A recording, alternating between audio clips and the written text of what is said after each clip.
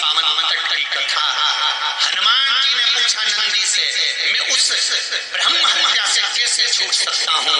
तो कहा, नर्मदा जी के घाट पर जाओ, उनका कंकर निकालो, उस कंकर की आराधना कर नर्मदा जी का जल उस पे समर्पित करो, उस जल का आचमन करो, तब हनुमान जी तुम वापिस आओगे तो शंकर जी का दर्शन तुम्हें मिल जाएगा।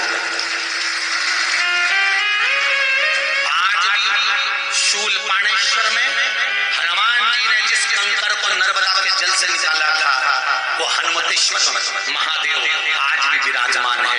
नर्मदा परिक्रमा में बीच में पड़ते हैं हनुमतेश्वर महादेव, जहां पर हनुमान जी ने तप करा और आखिरी में नर्मदा जी ने आकर पूछ लिया, क्यों रे बजरंगी, क्यों रे हनुमान, क्यों रे पवन सुत, क्या बात है?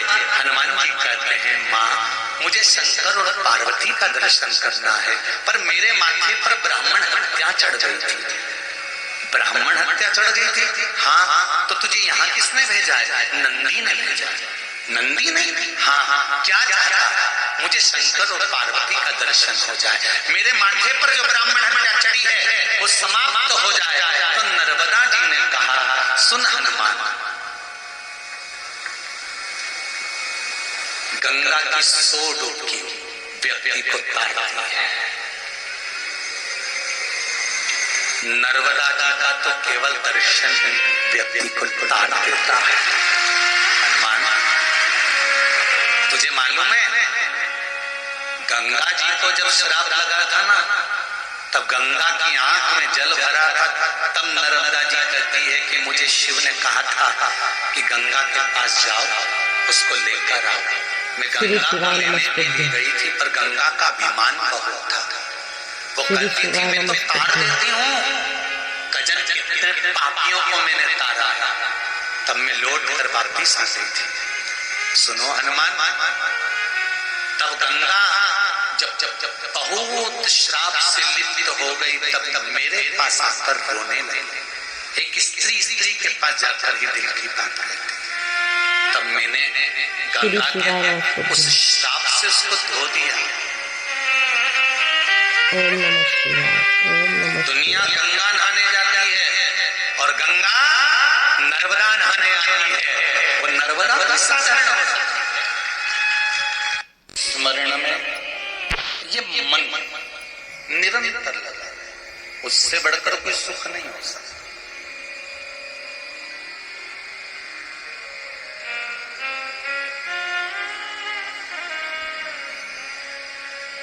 मां नर्मदा, शिव महापुराण की कथा सुन रहे हैं आप और हम वैशाख के महीने में।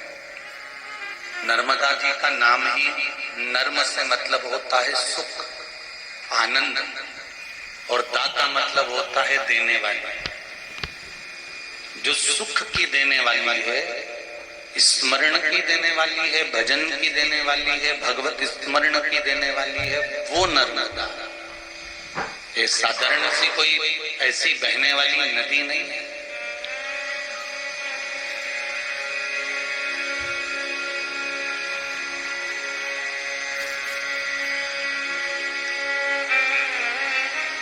और जिस शिव महापुराण को हम सुनने के लिए बैठे हैं वैशाख के महीने में, ये शिव पुराण भी कुछ साधारण नहीं है।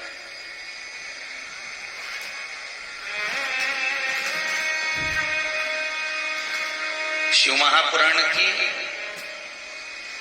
विद्येश्वर संहिता में एक शब्द लिखा हुआ है कि मनुष्य के ना जाने कितने कितने कितने कितने जन्म निकल जाते हैं, तब भी वो शंकर की कथा का रसतत्व ग्रहण नहीं कर पाता।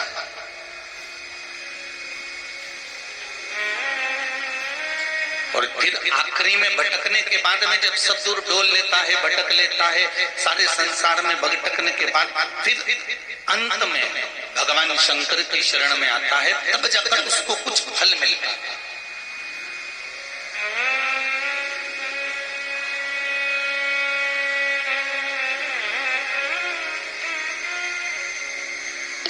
भक्त और भगवान के बीच में कोई दूरी ना हो। हमको तो ये इतने सारे जो ये बीच बीच में तुम्हारे जो बैरिकेड्स हम खड़े हुए हैं ना तुम्हें रोकने के लिए, ये भी हमको ठीक नहीं लग रहा है।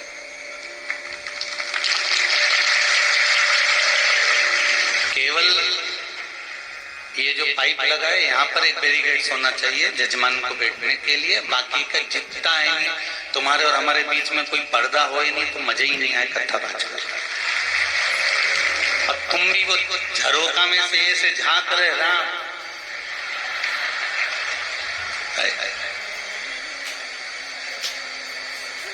और आदि दूसरे पे ढुली जा रही और वो बाजू वाली मारे जा रही। ये जो कथा का रसतत्व है ना, ये बड़ी बड़ी मस्ती का रसतत्व है। इसको सेमली अर्चन वालों बार बार नहीं मिल सकती। बैसाख महीने की शुभ बार बार नहीं मिलेगी। ना जाने कितने पुण्य प्रकट हुए होंगे। ये सोनी परिवार के तो पुण्य बाद में प्रकट हुए होंगे, पहले तो तुम्हारे पुण्य का घड़ा भराया होगा तब जाकर यहाँ कथा हो रही है।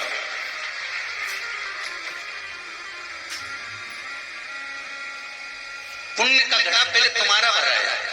ना जाने इसमें लिखा है किसी बहन ने, हमने तो एक पशुपति व्रत तो कथा के लिए ही करा कि हम पंडाल में कथा सुन लिया। बताओ तुम्हारा पशुपति व्रत सफल हुआ कि नहीं हुआ? अब एक पशुपति व्रत तो तुमने कथा के लिए कर दिया, अब कथा के लिए करा तो भोलेनाथ जी ने सुनी और जितने बैठे हो ना सबका मन था बस एक बार हमारा गांव में कथा हो जाए, राम हो, एक बार ये पगला महाराज आ जाए, बस एक बार पकड़ाई आ जाए, फिर देखेंगे। वो तो भला हो जीवात्मा का जो चली गई और उसने जो पीछे से जो कथा करवाई है ये सोनी परिवार ने, बहुत बहुत साधुवाद है, बहुत बहुत धन्यवाद है। ये कहीं सुख की अनुभूति।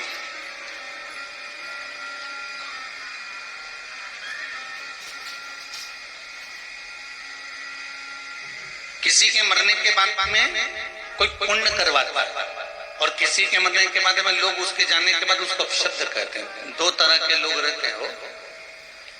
गांव में एक व्यक्ति ऐसा ही रहता था, वो हमेशा गांव वालों को परेशानी करता था।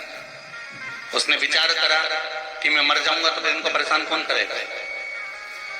तो उसने क्या करा कि गांव वालों से कहा भैया मेरी अंतिम सांसें चल रही है, मेरे प्राण छूट रहे हैं, मेरी उम्र हो गई 90 साल की, अब मैं मर रहा हूं। मरने वाले की अंतिम इच्छा पूरी करना चाहिए।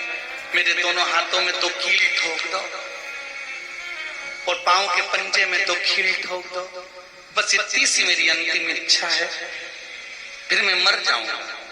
गांव के लोगों ने मना करा, ऐसा नहीं हो सकता, हम नहीं ठोक सकते, देखो अच्छी बात नहीं है, नहीं तुम्हें सौगंध है, तुम्हें ठोकना पड़ेगी, मेरी अंतिम इच्छा पूरी करना पड़ेगी।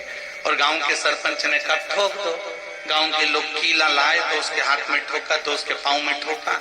मरने से पहले उसने एक लेटर लिख दिया था कि मैं मरना नहीं चाहता था, गांव के लोगों ने मुझे कील ठोक के मार दिया। उसने कहा जीते जी में लोगों को परेशान करा, मरने के बाद कैसे करूंगा। तो उसने आइडिया निकाला कि ऐसे कर सकता।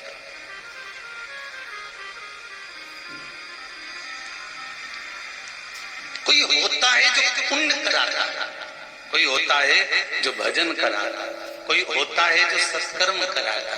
इसलिए शंभु शरणे मांगू घड़ी तो काटो दया करी ने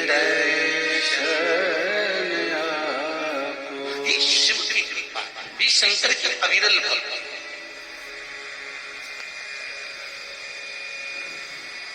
कल कोई कह रहा था कि गुरुजी से कहना कि कल अक्षय तृतीया है ना तो ब्याह शादी जरा ज्यादा है।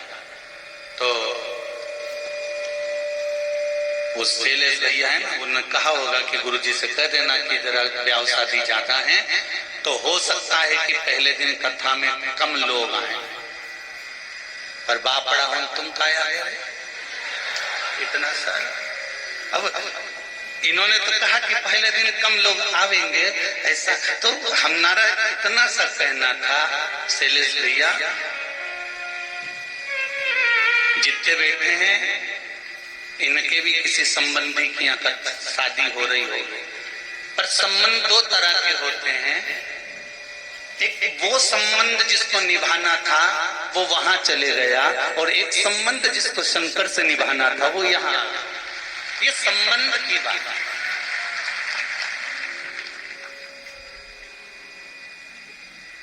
इसीलिए ये पंडालों से बाहर बाहर ढेर बैठे।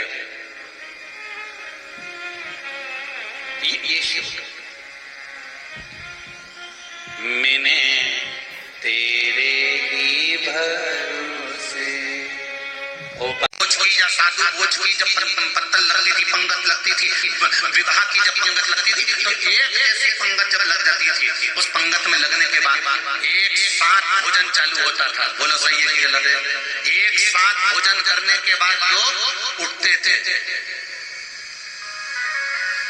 एक साथ भोजन करने बैठते तो एक साथ उठते थे।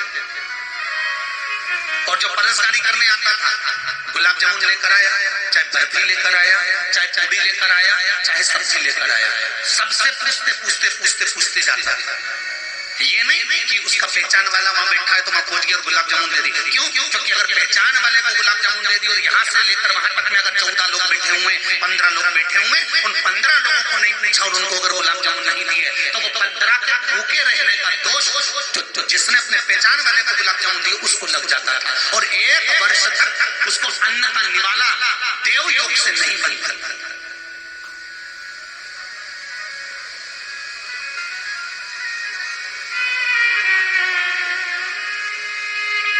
क्यों आई पृथ्वी पर नर्मदा जी? शंकर भगवान के शरीर का पसीना नर्मदा जी के रूप में कैसे प्रकट हो गया? क्यों आई पृथ्वी पर? कौन थी ये पूर्व में? हम तो केवल इतना जानते हैं कि शंकर जी के शरीर का पसीना निकला तो नर्मदा थी कौन? इसका पूर्व जन्म क्या है? कौन थी? ऐसा क्या क्या कर दिया इस नर्मदा ने जो पृथ्वी पर आके शंकर जी के शरीर के पसीना बनकर?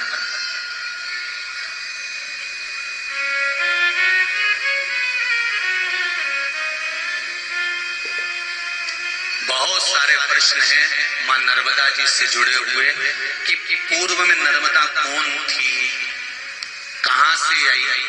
शंकर भगवान के शरीर का पसीना और 12 वर्ष की प्रकट हो जाना, अमरकंटक में आ जाना, मेखल की सुता बन जाना, मेखल की बेटी बन जाना, और सोनभद्र के साथ में विवाह का प्रस्ताव हो जाना, ये तो सब बात आप लोगों ने सुन रखी है, इसका कोई वो नहीं।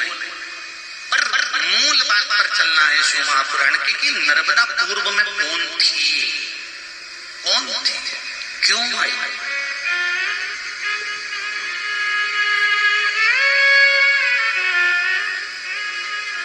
कौन है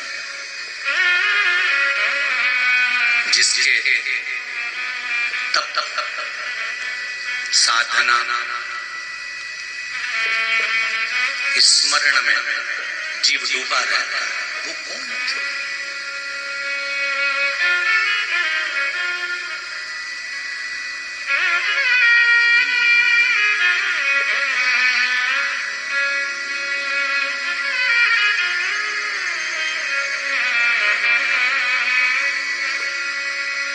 तेरे जल में नहा के सब तर जावे रेवा को रेवा, तेरे जल में नहा के सब तर जावे